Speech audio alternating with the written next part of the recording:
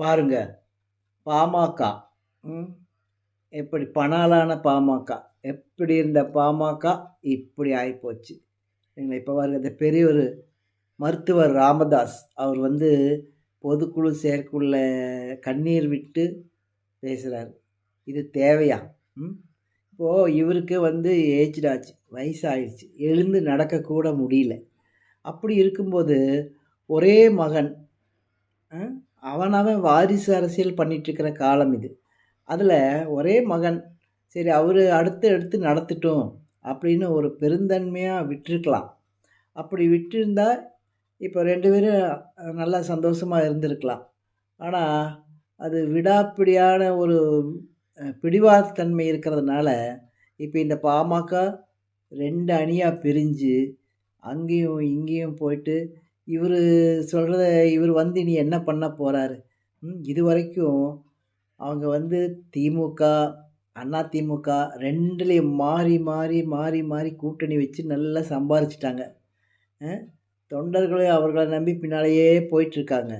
நல்லா சம்பாரித்தாங்க, எல்லாம் பண்ணினாங்க.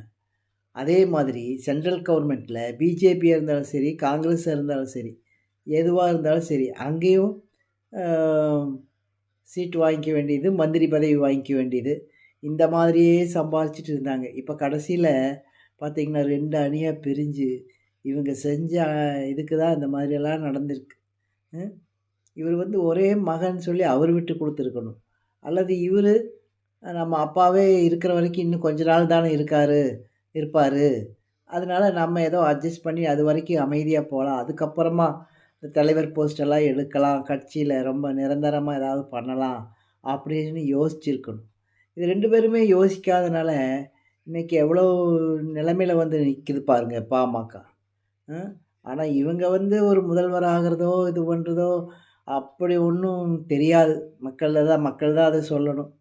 அந்த எப்படி நடத்துகிறாங்கன்னு தெரியாது. ஆனாலும் இவர் இனி என்ன பண்ண போகிறாருன்னு யோசிச்சிருக்கணும்.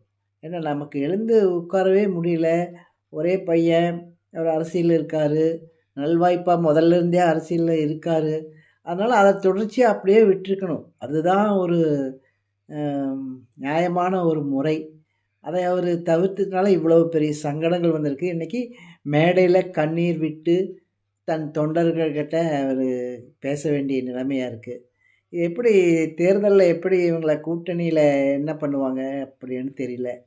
அப்படியே கூட்டணி எடுத்தாலும் மக்கள் எந்த அளவுக்கு இவங்களுக்கு முன்னுரிமை கொடுப்பாங்கன்னு தெரியல. போக போகத்தான் பொறுத்திருந்து பார்ப்போம்.